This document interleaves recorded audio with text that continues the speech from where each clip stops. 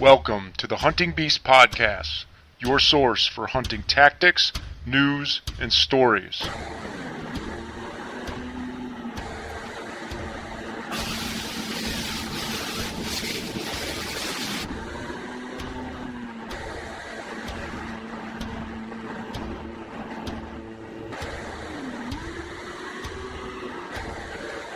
And now your host, Mario Traficante.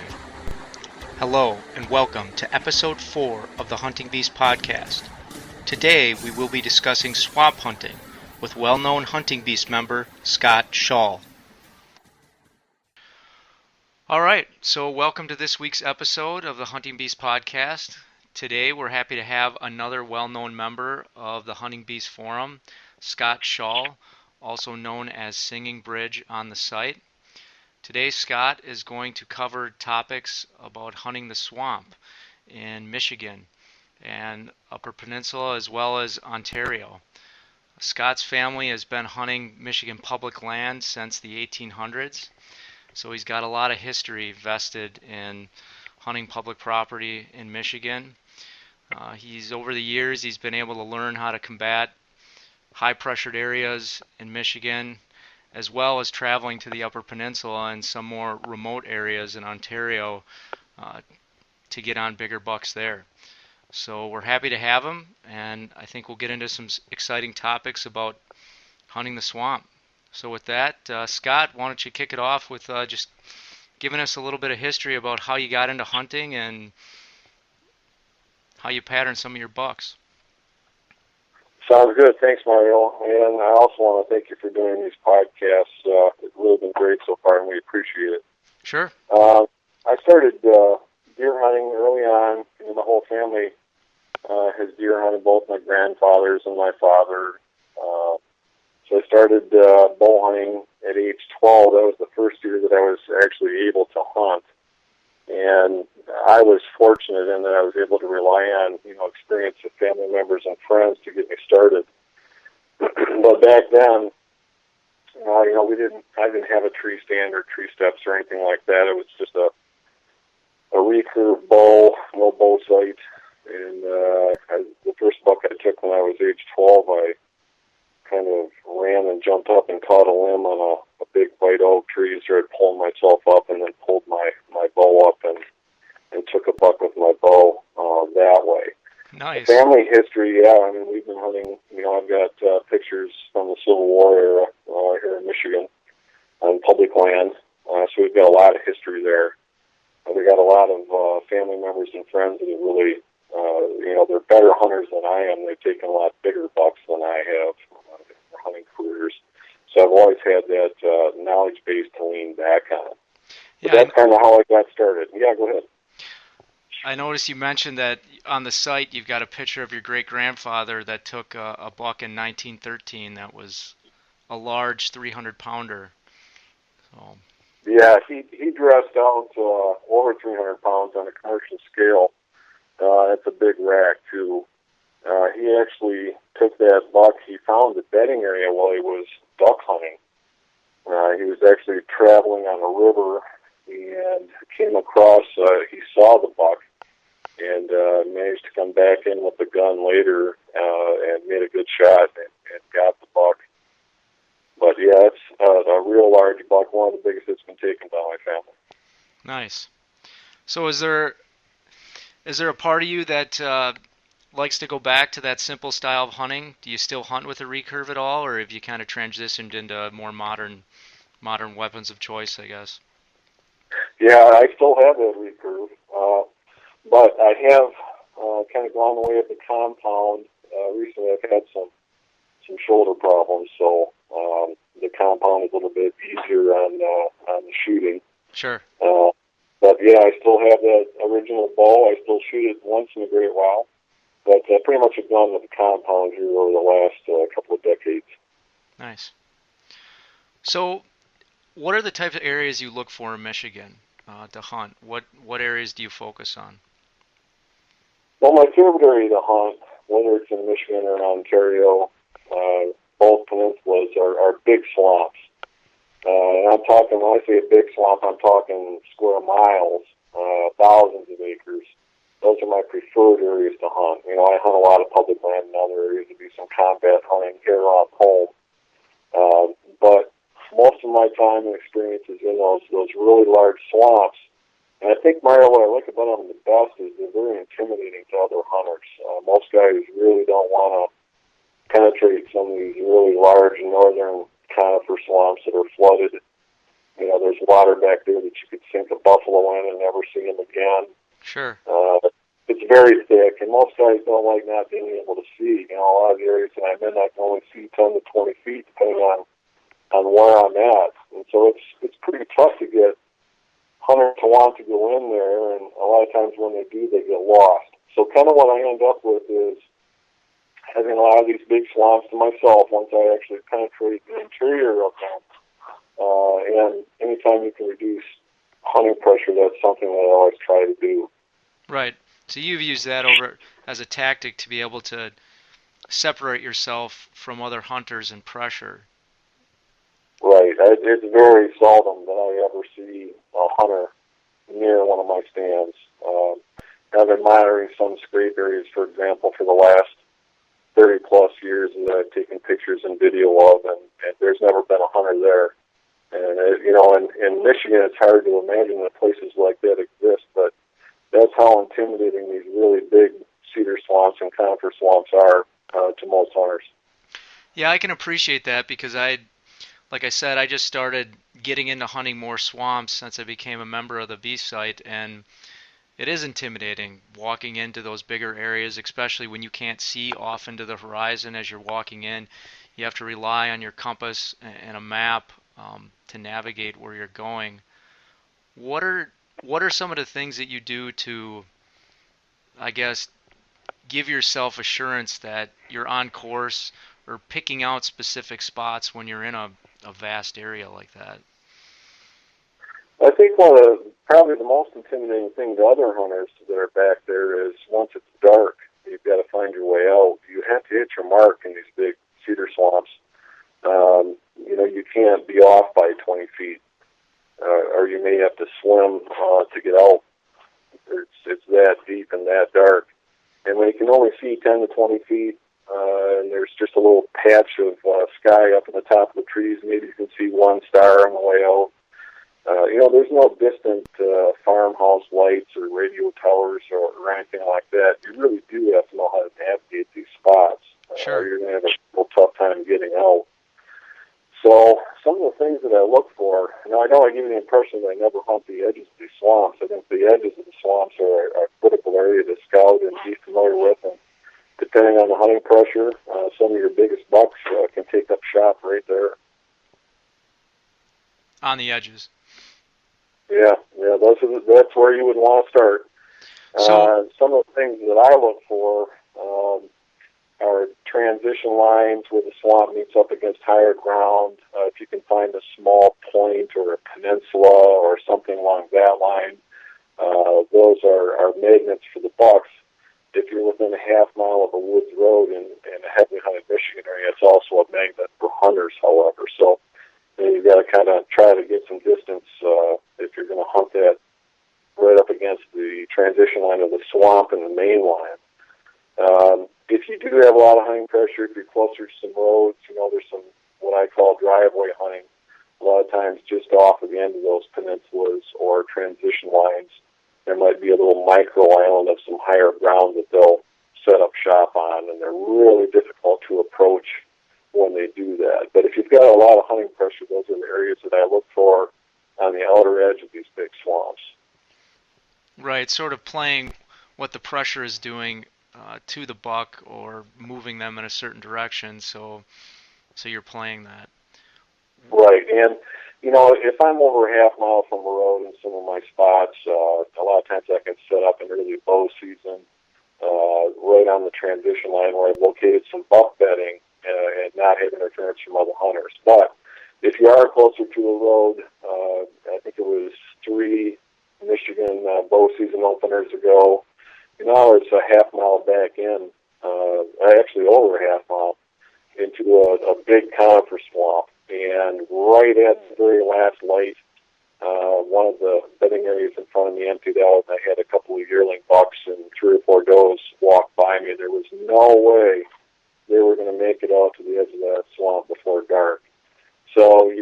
kind of figure out what kind of hunt pressure you're dealing with, and that's going to determine, how far these bucks penetrate. My dad has always told me from a young age, if you don't bother these bucks, they like to sit up on the edge and use the security and bedding of being right on the edge of the swamp.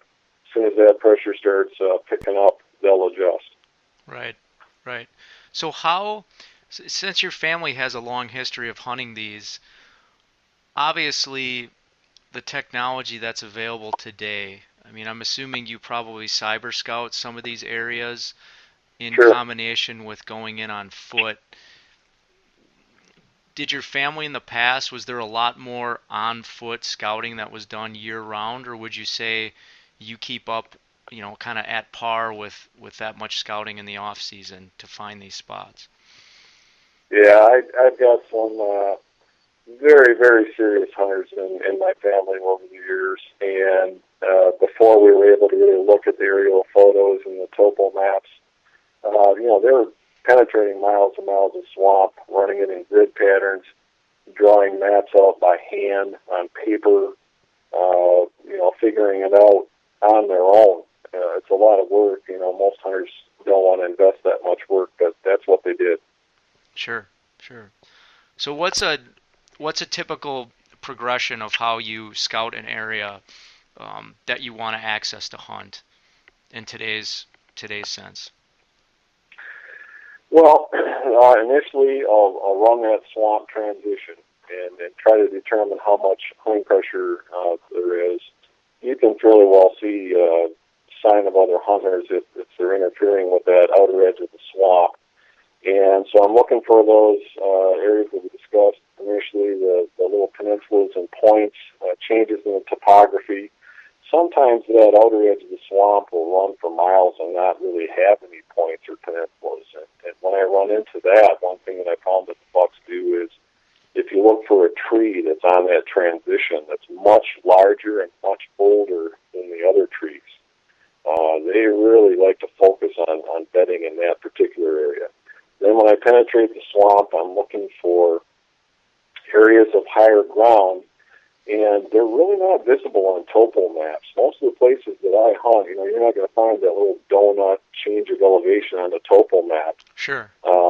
And so I'm having to rely on other things. Aerial photographs can help me quite a bit in locating a little bit of higher ground. I'm looking for some interior transitions, maybe where some tag alders butt up against the cedars, that sort of a thing. Those are the areas that I'm looking for and where I'm going to go to look for buck bedding and activity.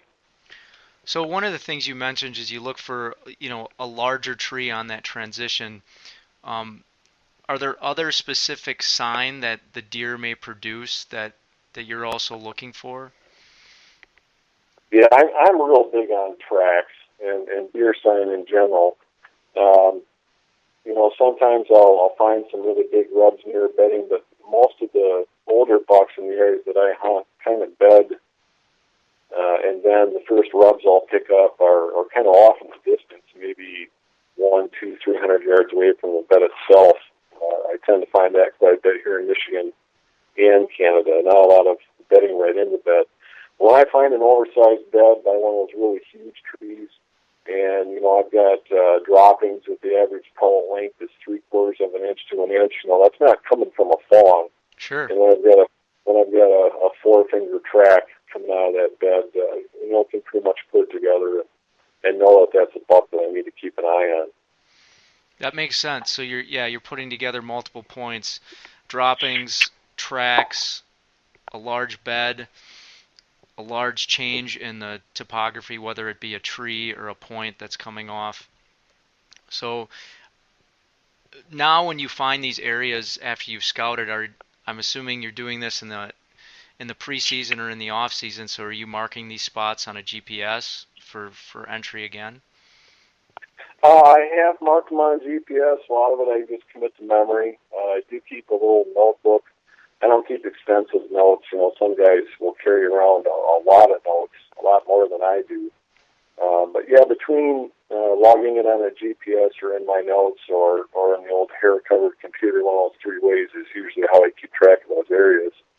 And those outer bedding areas that are on the transition, those are more of an early season hunting area for me because we have so much hunting pressure. I know when I go to Canada and I'm in Ontario and I'm in a wilderness area and I'm walking into a swamp there, that's a little different. I just don't have a lot of hunting pressure up there. So those outer transition areas of the swamp can be more important throughout the season. But here in Michigan, we've got some of the guys that hit the woods, and gun season, over 700,000 guys are out there hunting. Penetrating the swamp then becomes more important, and going to bedding areas that those bucks adjust to at that time. How many spots do you typically have like this? Because I guess the question that kind of comes to mind to me is, how do you know when's the right time to try to go in and access one of these spots to make the kill? Well, a lot of it is determined by whether I think a buck is a local or a transient. Okay. And I'll have transient bucks move into my swamps at different times of the year for various reasons. The local bucks are there pretty much year-round. They leave a lot more sign. I can kind of go in and find sign of them bedding pretty much the entire year-round, even in the middle of the winter, because these cedar swamps are where they want to hang out anyway for their thermal protection and food. So those are the kind of things that I factor in when I find these bedding areas. Some bedding areas I will see become active in late October, early November, and not until then. They're moving into the swamp because of the increased hunting pressure and the rut, the pre-rut, to be near those does. And so all of a sudden these bucks have moved in, and I call them transient bucks. Sure. So I keep track of both the locals and the transients, and there's even another set of transient bucks that move in when Michigan's gun deer season opens, and that's a whole other bedding issue, but something that we hunt and take advantage of. Now, when you say you're observing the transients and the locals, are you using a combination of observation stands, and do you use cameras? Because I know that's a kind of a hot topic too about on public, the use of cameras and things like that. What techniques do you use to observe them? I'm kind of an oddball with that. I really don't get into trail cameras too much. I do own a few of them, but I don't use them a whole lot. I guess I'm really fortunate in that I'm able to interpret sign better than a lot of other guys. I'm able to go in and I can find some tracks and droppings, and I can pretty much tell if a bedding area is going to be active or not by doing a recon around the perimeter of it. But yet I'm not so close. I'm going to influence that bedding. So what I'm saying is a lot of the swamps that I hunt, there's arteries of creeks that flow through them, and I can get up and around a buck bed, check one of my known buck crossings, and if I've got that oversized print pointing towards that bed, it's pretty apparent that bed is active, and I'm going to move in and hunt. Sure. So your access point, you mentioned creeks. Are you always going in on foot, or do you also take a canoe in or a kayak in cases? Yeah, I've taken a canoe in. I've never had a kayak. I do have a Zodiac. But primarily, over the many, many years, my family and I access with hip boots. Pretty standard to see anyone in my family wearing a pair of hip boots. We're penetrating some heavy water areas and some serious muck areas. And so my standard tool for penetrating into areas where the guys don't want to go is a pair of hip boots. Sometimes we'll have to put the waders on. Sure. This always crosses my mind in the times that I've started taking a couple-mile walk back in a swamp is, how do you deal with the inevitable, I'm going to shoot something back here, and how am I going to get it out? How have you adjusted with that? Yeah, it's really difficult. If I've got a cold water stream, I've been far enough back, miles back into some of these really big swamps when I was a little younger, and I've put my buck down into one of these cold creeks, tucked them under a log jam, and tied them in until I could get back there the next day. After I spent hours dragging them out already. Sometimes it'll take me 12 to 14 hours to get a buck out. I don't like taking other guys back there to help me drag them out for obvious reasons. If it's a family member or a close friend, that's a different story. Sure. But a lot of these bucks I brought out on my own. One that I can recall in the Upper Peninsula, I shot the buck at 1:15 in the afternoon, and it was 1:30 in the afternoon the following day when I stepped out onto the two-track woods road with the buck. So yeah, that's a long drag. Yeah, that's a long drag. Is there any kind of tricks of the trade that you use to overcome sort of a long drag like that? Yeah, I know that some hunters will cut them up and that sort of thing, but I never have. If I have to leave a buck and come back, one thing that I always do is I'll take off, my hat and some socks and get them scented up and put on top of the buck. That buck that I mentioned earlier that took me over 12 hours to drag out. When I went back in the next morning, the reason I left that buck behind in the middle of the night is I was just about poking my eyes out. The cover was so thick. Sure. So I thought, I'm going to stop here. I'm going to come back at first light and get them out. Well, when I got back there overnight, the entire gut pile was gone, including the stomach and the stomach contents, which is very unusual. But there was no sign of gut pile. But because I had, taken the hat, the socks, got them on the buck, the coyotes and the other predators left the buck alone. So that's one of the things that I'll do. I think I mentioned earlier that I'll bury one in a creek under a log with some cold water to keep the meat cool overnight and get them out that way. All right, so you mentioned that you'll skirt the edge of your potential bed area that you have identified, and if you see a track or droppings that let you know that there's a buck in the area that you want to target, walk me through your typical entry, your setup, and your kill process, I guess. Yeah, if I've got experience in an area, I'll pretty much know when that buck's going to show up, and I don't have to do that. But if I'm moving in on a new area that I don't have a lot of experience with, a number of years back, I was talking to my friend Dan Infald, and he said, you got to get right on top of that buck bed. And in these swamps, we're already in bedding areas, but Dan, he meant literally right on top of the buck bed. Right. And so that first night I got in there and, all right, Dan, put the stand on my back, got my sticks, went back there and cut a fresh buck track pointed at that bedding area. So I went in. This is a new area to me, so I didn't know exactly where the buck was, but I had a pretty good idea based on my experience in that area.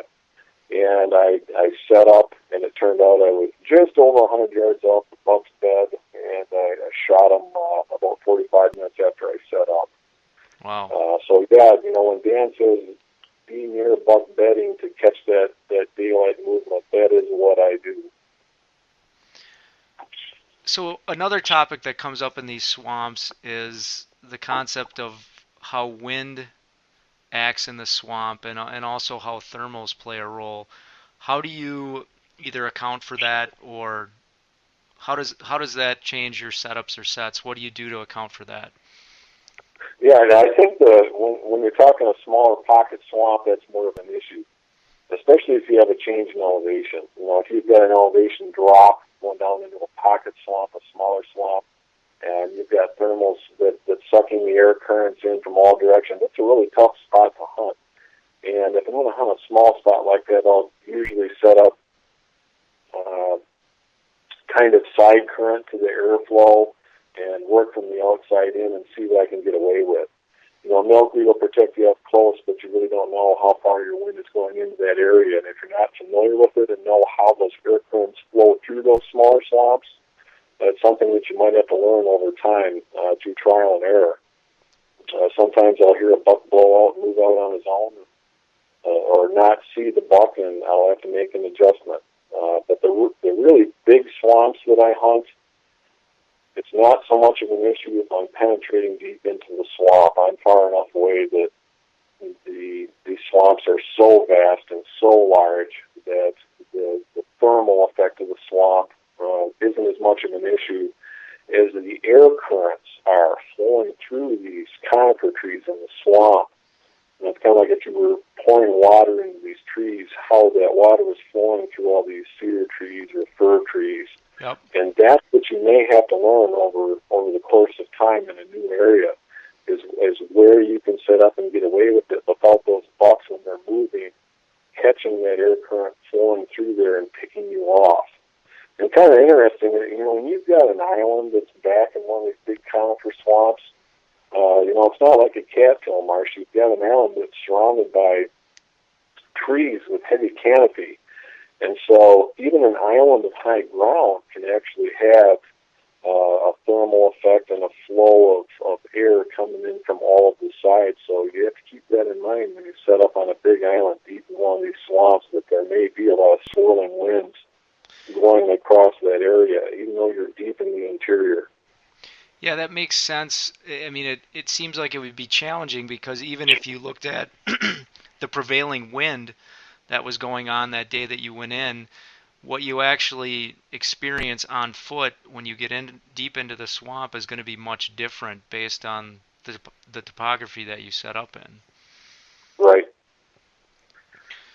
Those are all things, and it's really important, if you have time to scope these bucks out, to find their exit trails and their entrance trails into the bedding area itself.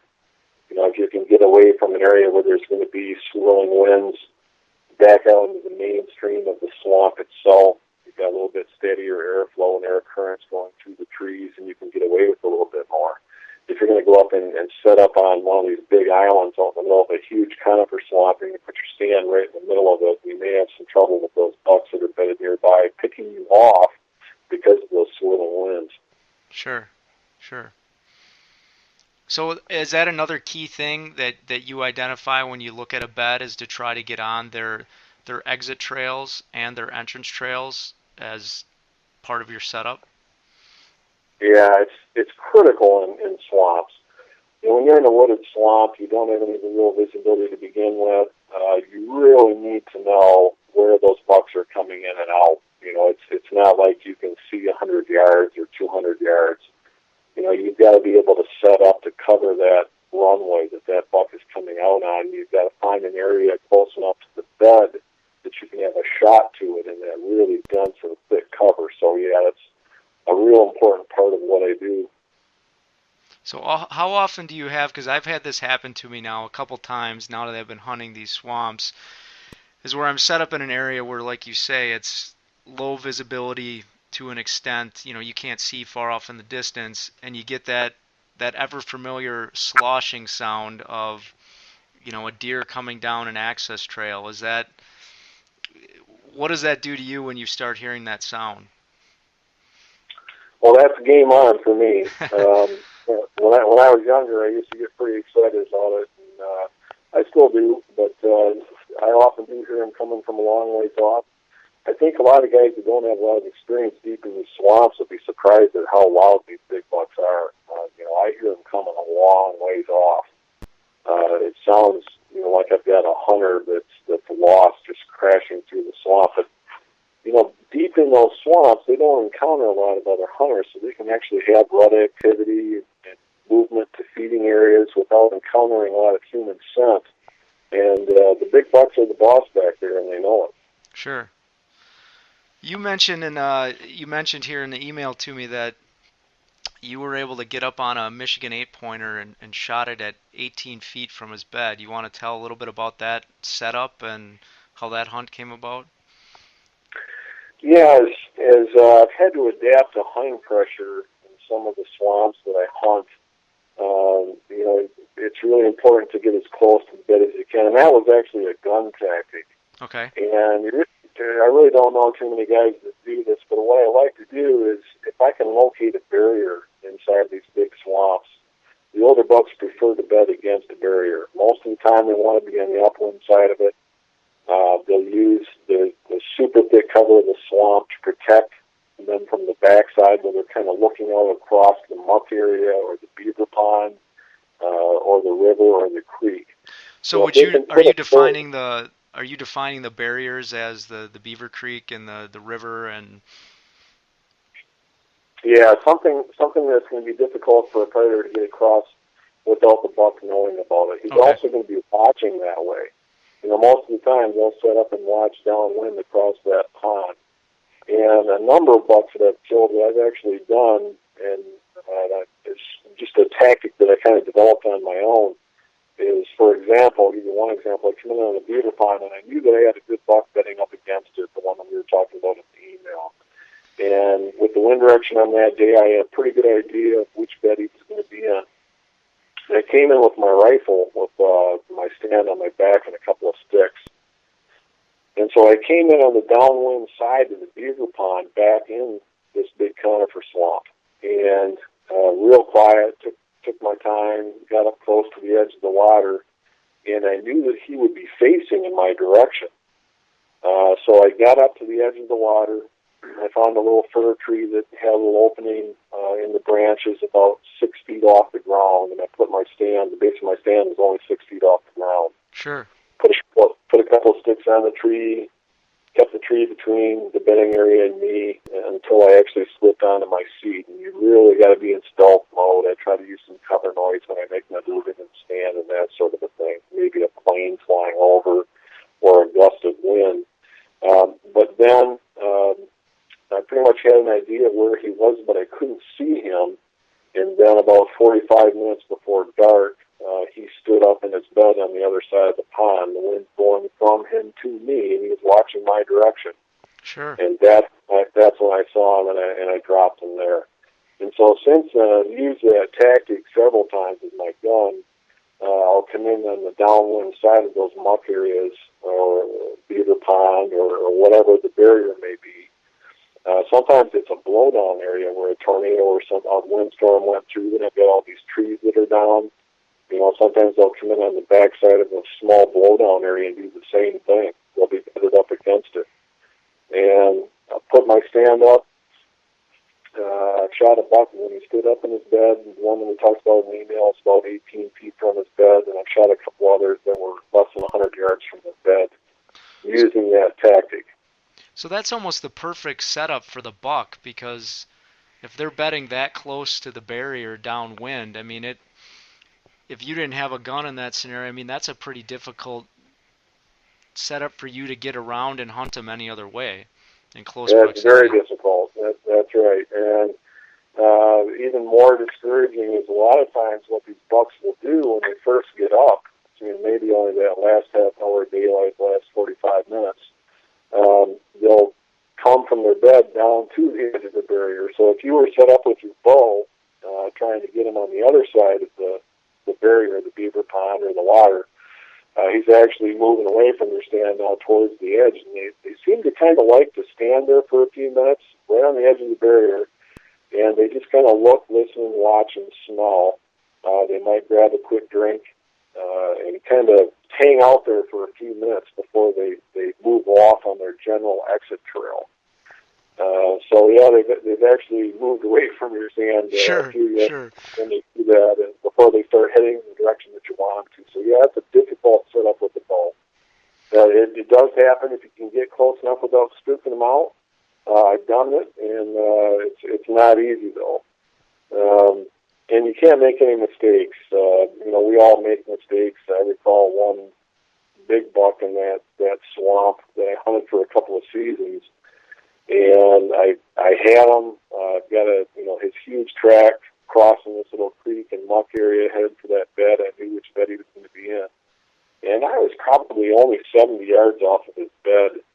I took a lot of time getting in there because it's so thick you can't be breaking branches or anything.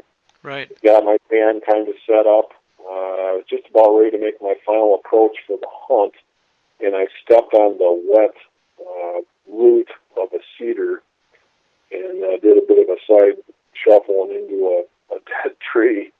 And the big boy got up and crashed out after he snorted at me. So, sometimes you win, sometimes you lose. We learn from our mistakes and try again next time. Right. But that's had to be a good confidence builder, though, too, because you knew he was there and you knew the setup was right. Yeah, he was a good buck, too. I passed him as a 2- and 3-year-old. When he was a 4-year-old, well, actually, when he was a 3-year-old, that's when I slipped and crashed, and he blew out. And then when he was a 4-year-old, I almost got him. He took the other exit out of his bedding area. He had 2 primary exits that he used most of the time. One of them went directly towards a woods road and some does and some food. The other one kind of moved towards some other doe bedding areas, was a lot more secure, and I really thought he was going to use that exit that night because the hunting pressure in the area had picked up quite a bit. It was around Halloween. Sure. But I heard him get up, and I heard him walk out on the other run, which is very frustrating. I knew that was my guy going out. And then when it got to be dark, I pulled my set, and it took quite a while to get back to my truck. But interestingly enough, after I got everything packed up in my truck and drove out on the woods road, I hadn't gone an eighth of a mile, and there he was standing on the side of the road. So I actually got to drive up, put the window down, have a little conversation with him, and told him he was a pretty lucky guy. He stood there for about a minute. He was an extraordinary buck from Michigan public land, and finally, after about a minute, he trotted off. I only saw that buck one other time. I did have a local that lived up there that saw him once as a 5-year-old in the first week in November. And then he just kind of vanished. I lost track of that buck. He may have relocated, but I did not find him again. It was almost like 2 gladiators nodding at each other as you were driving off a little bit. Yeah, that happens to me too often. Dan, it doesn't happen to him as often as it does to me, but I've had a number of bucks that's happened to me over the years. Yeah, Dan likes to. He always likes to claim that if a buck shows himself in front of him, he's going to get an arrow in it. So. That's right. Yeah. You talk about on here too in these swamps as kind of the unpredictable food sources or the changing food sources throughout the year. Can you talk a little bit about that? Yeah, that's another thing that makes it really tough. Is picking the right exit when these bucks are coming out of their bedding area. There may be 40 to 50 bait piles in a square mile out on the outer edge of the swamp where all the guys are set up. And the does make an adjustment, and the buck may make an adjustment on which way he's going to go out based on the changing food sources that the does use. It's the food sources themselves. The bucks don't really like to eat cedar until they have to. But if they're getting pressured a lot, they'll start. And quite often in mid-November, the bucks will be take. To maybe half their stomach might be full of cedar already. And that's fairly early in the year, but they're back in the swamp. There's a lot of hunting pressure, and they don't necessarily want to come out. Is there any other food source? I mean, is there any small oak areas where you can get acorns or anything that the bucks gravitate to? Yeah, it's mostly outside of the swamps that I hunt. There's not many oaks in the interior, these big conifer swamps in my areas anyway. Sure. But a lot of oaks just outside of the swamp. They'll take advantage of some red osier dogwood in the interior, some aspen, some white pine. They'll browse on all that sort of stuff. If you've got any kind of an island that's out there, you may have enough forbs, weeds and stuff early in the season that they're going to eat before they come out. But a lot of different food sources, especially for big wood swamps.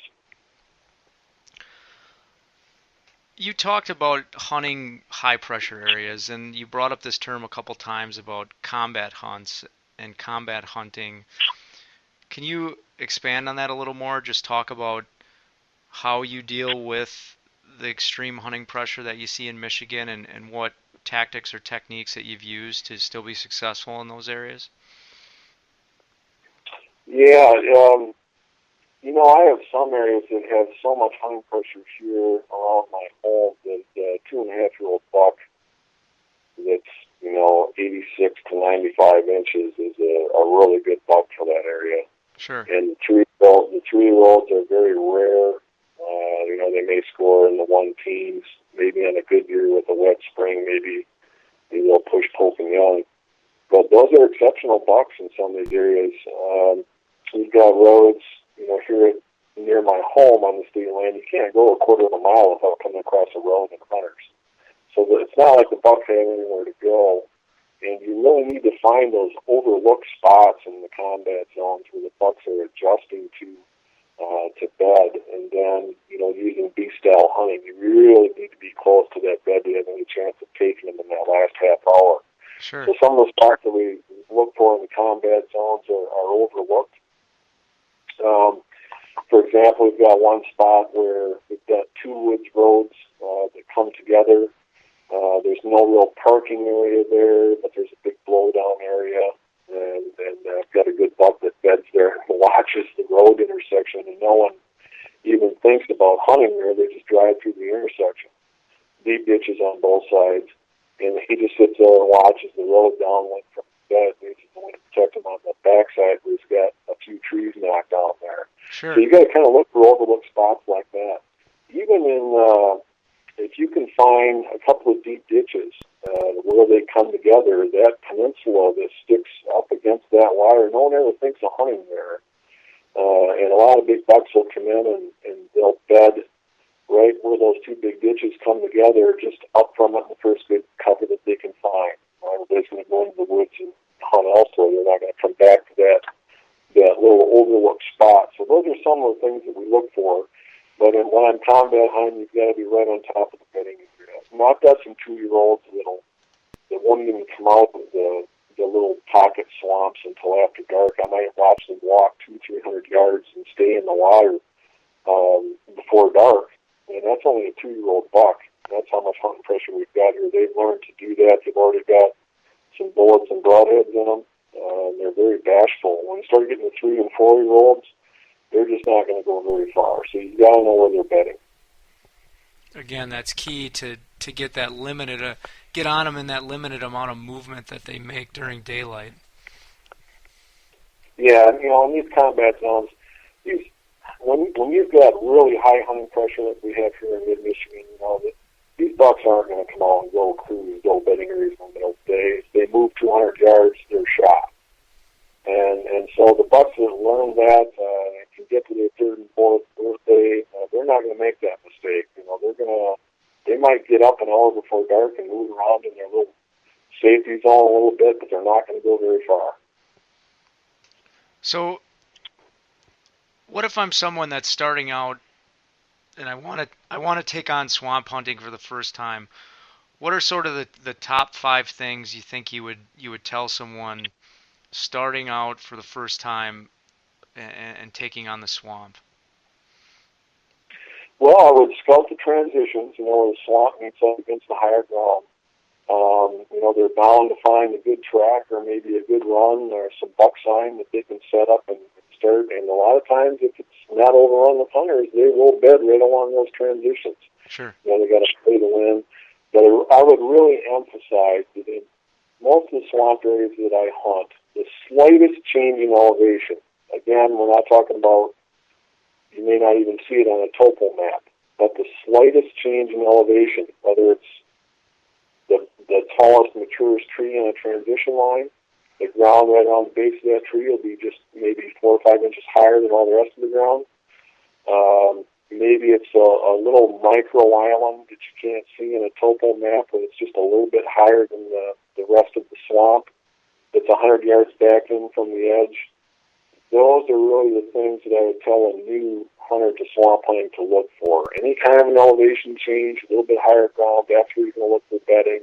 That's where you need to play the wind and set up to have a crack at a swamp buck. Okay. On the topic of tracks, because you mentioned that again, that you would look for tracks, how did you build your skill set in being able to identify tracks? What are certain things that you look for in the actual impression or in the track to maybe identify direction or size or age of the track? Yep. Well, I'm always looking for a walking track. In these really big conifer swamps that I hunt, they don't really rub off their front of their hooves a lot. The toes are a little longer, a little more pointed. You get up into the bluffs that I sometimes hunt in Ontario and stuff with some big elevation, and they've got a lot more rounded the hoods on the front. Okay. So a lot of times back in the big swamps, you've got some long, more pointed tracks. If it's a walking track and it's fairly wide and it's pointed towards a buck bedding area, I kind of know that that's what I'm looking for. I spent a lot of time tracking bucks in the snow, and the bucks that we're after, when you're looking for a mature buck, their tracks really stand out. You know, you can kind of, in the snow, I can kind of see a pony track going through from quite a ways off. Before I ever even get up there, I already know that it's a big buck. When you don't have snow on the ground, you know, the deep, wide impressions that I can get 4 fingers into, it's a nice walking track. And, you know, I'm already going back to where I know buck's bed anyway, so, you know, if I see that big track pointing in that direction, that's kind of what I'm looking for. Yeah, it's just confirmation. Yeah. Yeah, and, you know, guys that want to learn how to track and stuff, you know, drive around in your public land areas on some sandy roads and start learning what you're looking for. And I want to talk about trail cams real quick. I get a real kick out of this. You know, I've had some public land here at my house I do some combat hunting on. And a couple of years ago, you know, I parked my truck. I started walking down the road. And 4 days in a row, here's this big buck track crossing the sandy woods road. Okay. And there's probably, you know, 100 different hunters or more that drive by that track. They don't have a care in the world about that track. They're headed for their trail cameras to go try to find a big buck.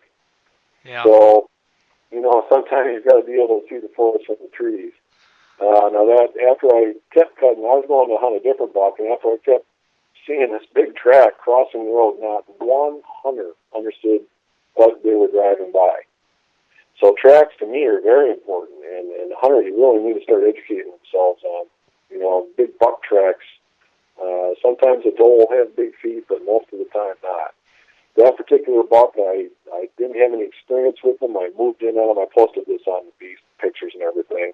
I set up where I thought I was going to be able to get a shot on him. I've never been to that bedding area before, and I got just a little bit too aggressive, just a little bit too close, and I blew him out of his bed. And I took a picture of his rub in his bed and in his bed. He was a good buck for mid-Michigan public land. Sure. But yeah, you know, tracks are real important. And, you know, if you're driving by big buck tracks on the dirt roads because you're on your way to go check your trail cameras, you might want to rethink that. Yeah, I think it brings up, well, somewhat it kind of brings up a good point about a little bit of the modern hunter and the technology. People like to see big deer on camera. I mean, let's face it, it excites them. But you know, you might be seeing that deer during a time and a place where you're never going to get access to actually hunt them. So, yeah, I think it's a good point about just getting on foot and actually looking for natural sign. You know. Yeah, you know, and you can check tracks 365 days a year. You know, it doesn't matter if they're wearing horns or not. That big buck is leaving some big tracks. Right. Some big tracks. Yeah. I heard Dan mention in the podcast you guys are talking about droppings. That's another thing, you know, it's amazing that hunters will drive by buck tracks and not have any idea what they're looking at. But, you know, if you're in a swamp and you're near potential big buck bedding and you're not finding good tracks, you're not finding a big rub, but you find a pile of droppings and the average pellet length is an inch, well, it's probably not coming from a doe and it's not coming from a fawn. And time after time after time, when I've found the big droppings, I've walked right to a good buck's bed. Sure. Yeah, I mean, so, Dan and I discussed that briefly, and it makes sense, and I think it has to do with, you know, the age and the maturity of the buck. They produce the bigger droppings. Yeah. If it's okay, I want to talk about a little bit going through the season and the phases of the season in the big swamp. You know, I think we already talked about early season, the little driveways that are going back from the swamp edge. Sometimes they'll sit up right on the edge if you don't have too much pressure. And then I also mentioned that during the late pre-rut, I get some transient bucks that move into my swamps. Yes. Now, sometimes they'll set up right on the edge of it. Sometimes they'll actually move back into the swamp itself. And those rubs and bedding areas and tracks haven't been active since the year before. So those are some transient bucks that are coming in. Another transition that I really get in the swamp, and I wanted to mention this because it's a very interesting example. The gun deer season here in Michigan, and I'm sure in Pennsylvania and the Northeast and New York and some states that really have some high pressure, I see a lot of buck movement into these swamps caused by that pressure. Bucks that had not been there before, all of a sudden, and including some mature bucks, move into these big conifer swamps. The best example that I can give, and you can never duplicate this with a radio collar study or anything like that. My father had a deep swamp blind in a big cedar swamp. Okay. And I think it's 12 or 13 years in a row, he shot a good buck on the second day of the Michigan gun deer season. We open up on November 15th. Okay. On November 16th, it was 12 or 13 years in a row, almost all of them between 9 and noon, he shot a good buck in that blind. And so what we've got going on there, and he's in a deep swamp blind, he's way back there. I think a lot of the bucks that when Michigan's gun deer season opens up, the hunters swarm the uplands around these swamps, and a lot of these bucks will jump into the best cover that they can find and ride it out. But at the end of the first day of the rifle season here in Michigan, and it gets to be dark, they start moving towards these swamps. They've been there before, either during the rut or maybe when they were a fawn, but they know these swamps are there. They know that they can get away from human scent. They know that there's doe families back there, and they can actually carry on rut activity without interference from other hunters back in these giant conifer swamps. And so never on opening day of gun deer season, but on the second day, these bucks that had come into the swamp were walking transitions in between doe bedding areas with some midday cruising. And 12, 13 years in a row, that's far too much to be a coincidence. Yeah, I would agree. Yeah, the other thing that I've got to support that is for a lot of years after opening day of gun deer season, after dark, we come back and eat dinner and we go for a drive and we circle these big swamps on the roads that are near the outer edge of them. And, we'd see some good bucks. And they were never moving away from the swamps. They were moving towards the swamps. And I think that's what my father was seeing at his blind. In fact, one year we had a good buck run right into the side of our truck while we were doing that feed in the passenger door. So, there is some movement caused by the hunting pressure. And some of these bucks are mature bucks that are heading for deep swamp because of all the pressure. Yeah, I'm hearing a lot of similarities of things that I've heard Dan talk about before in some of the public areas that he gun hunts on. Where people have a tendency to hunt, they'll access that public area that may be bordering a swamp or a marsh, and they hunt the outskirts. They hunt the spot that's a close walk from the parking lot. And then, right.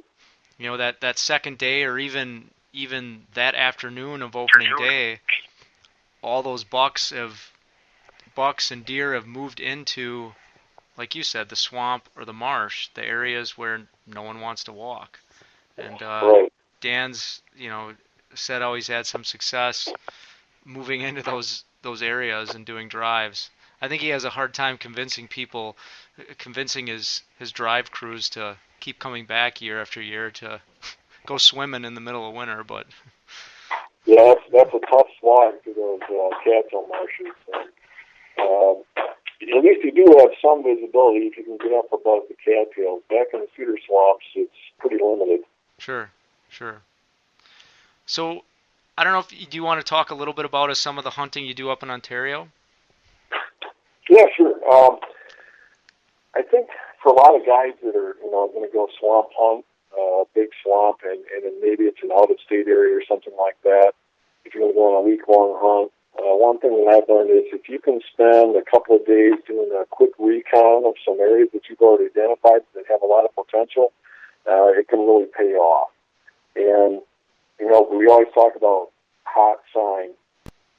And what I like to do, like up in Ontario, is I'll move to some of these swamp areas and check and see if there's some good activity on the periphery. If I've got some big tracks, maybe some new rubs, maybe some scrapes with some big tracks in them, that area that I may have identified from a topo or from an aerial photo will hold more importance to me than another. And a good example of that was a big 9 that I took up there. He dressed well over 200 pounds. I had moved into an area up on top of a bluff. There was a new clear cut with some aspen regrowth that might have been 6 to 8 feet high, and there were a lot of does hanging out, and that was their primary food source. And then down below the bluff, there was a small stream that ran through and went right through the middle of a really big Canadian swamp. Uh-huh. And so, yeah, I'm glad that I've got the does there. But I went down to the bottom of the bluff, found a beaver pond, found a beaver dam. Looked like a pretty good crossing. I don't walk right on top of the sign either. I'm staying back and looking at it from a distance. But I knew that area was hot. And after I had scouted for a couple of days, I decided that was my best chance of a spot. There were fresh rubs, fresh scrapes, a lot of good sign there, doe bedding. So I moved into that swamp, and I think I hunted for about 45 minutes when that big guy came through and I shot him. So I guess the point that I was making there is that if you can spend the first couple of days of your hunt doing a quick recon without actually marching right on top of where you're planning on the buck coming through, it can definitely be worth to your advantage, more so than just showing up, walking out, and hunting. And that brings up another interesting point, because I know we talked, Dan and I had talked about this before, but when you're accessing these points and you're penetrating in, do you gauge that hot sign, look at it, and set up immediately? I mean, have you had scenarios, where you've crossed hot sign and then returned back, or once you cross it, you just keep moving forward because you've already got your scent on it? Yeah, now, I would temper that with wilderness areas. Things can be a little bit different there, but you really don't ever want to get onto the hot sign. Physically standing where you're expecting the buck to come through, and I think that comes with experience. Sure. Dan certainly has the ability to go through an area and kind of look from a distance and recognize the potential that's there and set up, whether it's immediately or after he's done scouting a day or two later. And that's the same thing that I try to do and my family tries to do. We'll go in. If I check some hot sign on the perimeter of these areas, whether it's a creek crossing or, a good rub line coming across in Canada, something like that, I won't go in and physically stand in the area where I expect to shoot the buck. I've already confirmed that I've got a good buck working in that area, and I'll come back either, hopefully right away and take that buck.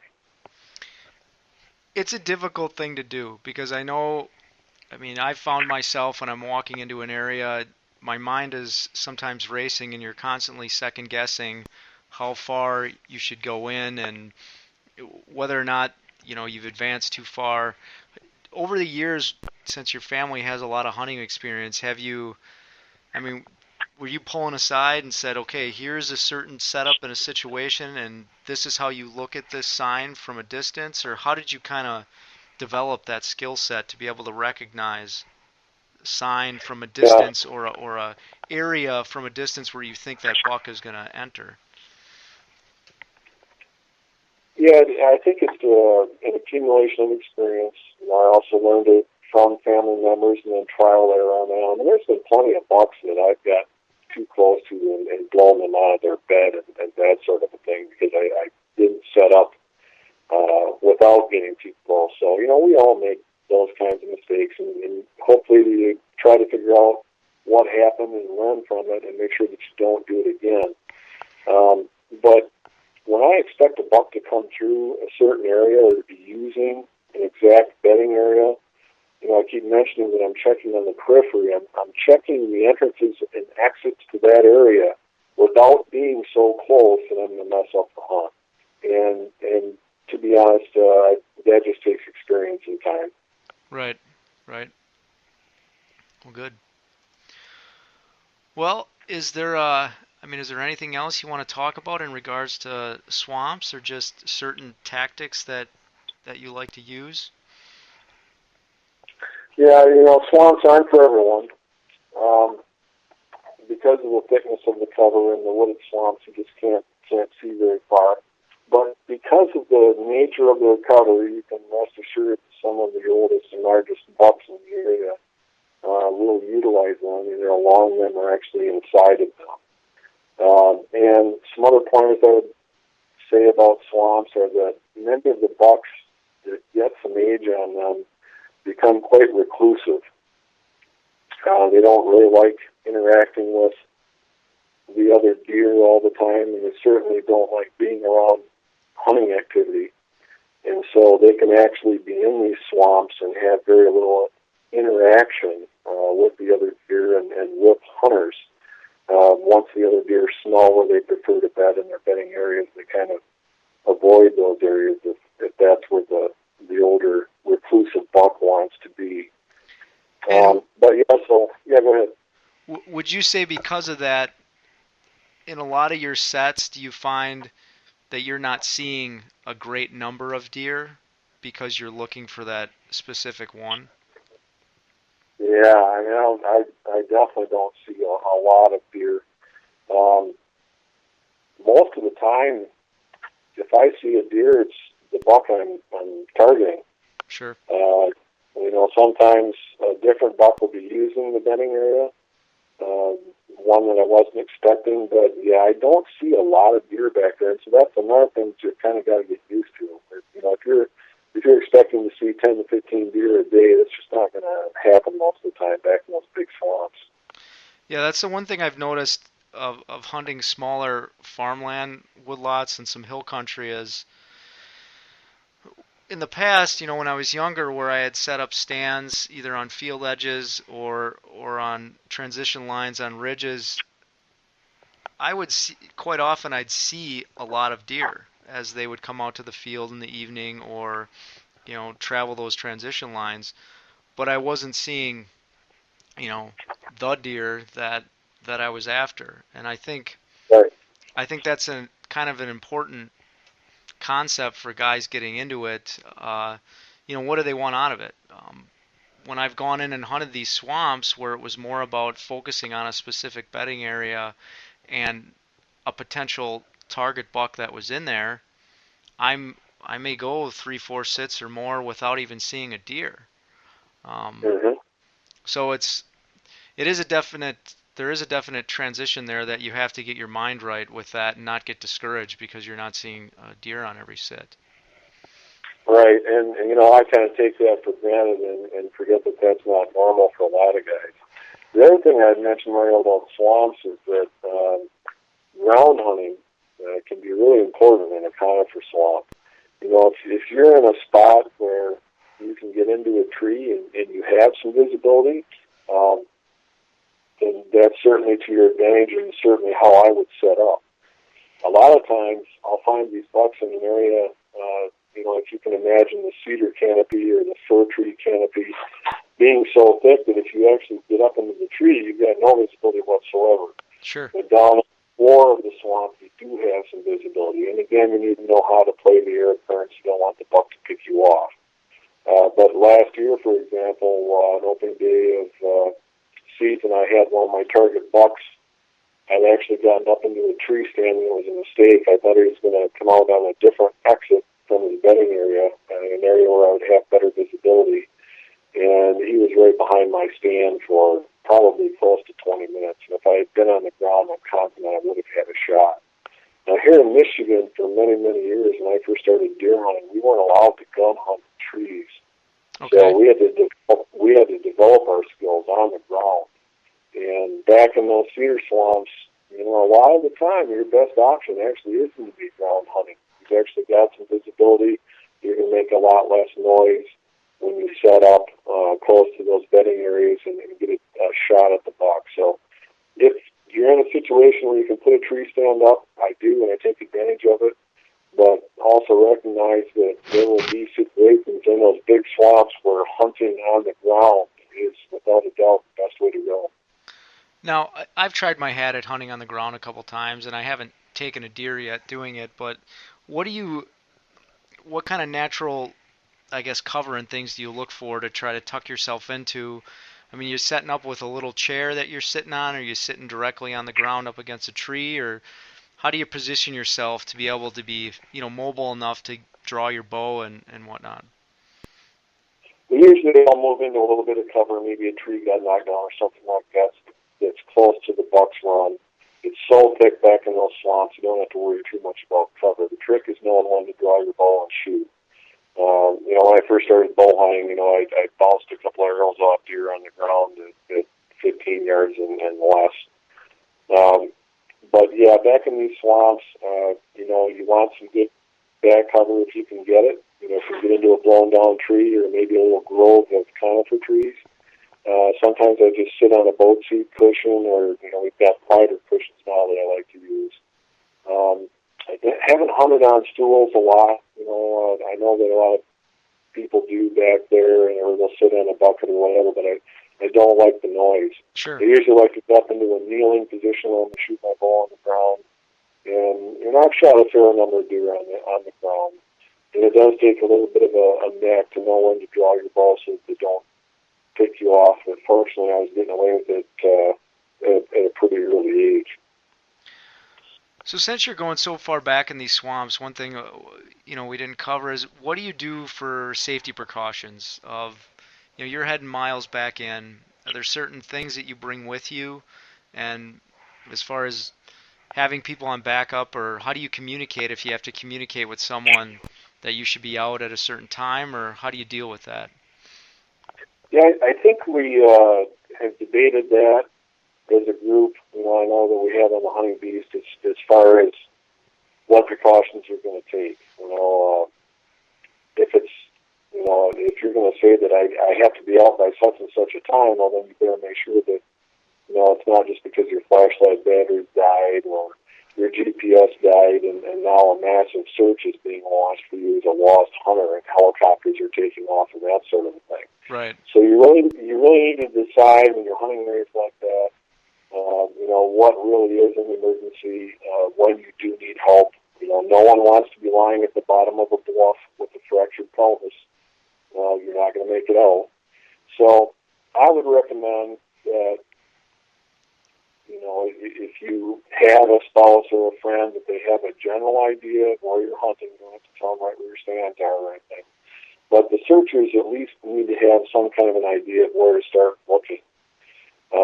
And designate, if you're not back by midnight or the following morning, that there definitely is a problem. But quite often I will have someone that knows the general area where I'm hunting. And if I've gone overnight and I haven't showed up, then obviously there's a problem. Right. That doesn't really happen with me too much, fortunately. I have rescued a fair number of hunters back in these swamps and in other woods as well. And they just weren't prepared for it. They, didn't understand that in these big swamps that you've got to be able to hit your mark when you're coming out at night. You can't be 20 yards off. You've got to find that spot where you're going to cross on the dead tree over the big impassable muck area, that sort of a thing. Sure. So, yeah, you need to put enough thought in it. Don't just go out wandering into these swamps. If you're going in them for the first time, have someone know where you're headed until you get more experience with it.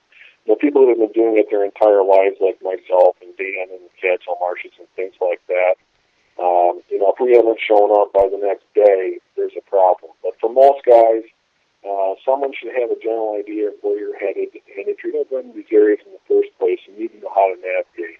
Now, in Canada and Ontario, I actually was penetrating so far into some areas that I actually had one of those satellite distress machines that I could set off if there was a problem.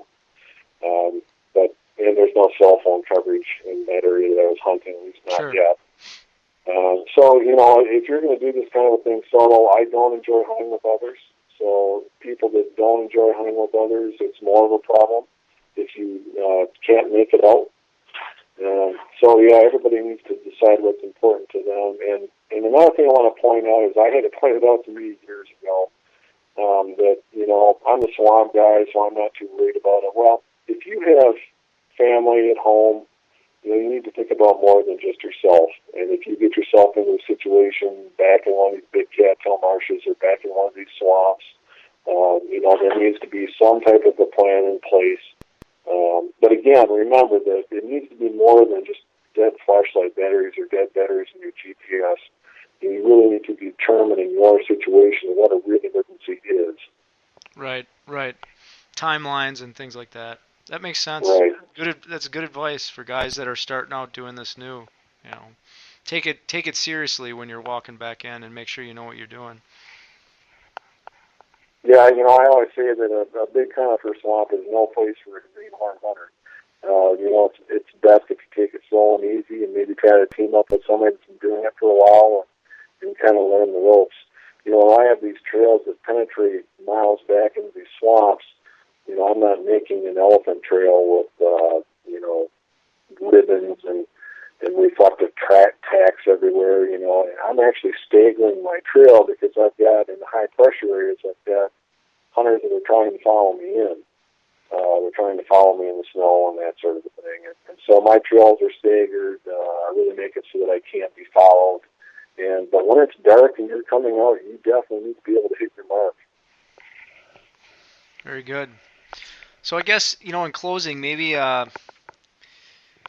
tell us about your favorite, most memorable hunt. You've obviously had a big history of hunting a variety of different deer and places. So what's your most memorable to date? I think the most memorable is probably that Upper Peninsula hunt where, it was 2.5 hours in hip boots to get to my stand, a 12.5-hour drag. The amount of effort and work and skill that it took to get that 9-point out of the Upper Peninsula of Michigan and to actually get them out to the road, that's probably my most memorable hunt. When you work that hard for something, you tend to remember it. And would you say that the lessons learned and the experience of doing that, outweigh the size of the buck's rack? I mean, in the end, it's the memory of the experience going through it. Yeah, definitely. That's what I remember. I don't get too hung up on rack size or anything like that. A lot of the areas out here in mid-Michigan, we don't have big racks versus the age of the buck anyway. We kind of, if a buck dresses out over 200 pounds, that's kind of a bigger deal to us. Now, don't get me wrong, I've got friends and family that take enormous bucks, some of the biggest you can take. But yeah, it's the memories of the hunt, the work that you put into it, the successes and the failures. That's what I remember. Very good. Well, Scott, I appreciate you taking the time and talking with us. This was a lot of good information, and it sounds like you're a guy that likes to get back deep into the swamp and get on some adventures. I think I'd have fun being your sidekick for a couple days walking through. I've definitely had a few adventures. So, well, all right. Thank you again. And as usual, you guys, if you have questions for Scott, we'll have this up on the Hunting Beast site. You can post questions, and I'm sure Scott will be happy to answer back and post pictures and any diagrams of things that you want. And again, I appreciate your time, Scott, and have a good weekend. Thanks, Mario. I appreciate it. All right. Talk to you later. Bye-bye.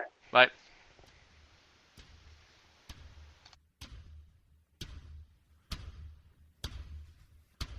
That concludes today's podcast episode. Please go to thehuntingbeast.com to post any discussions, questions, or comments regarding today's podcast episode.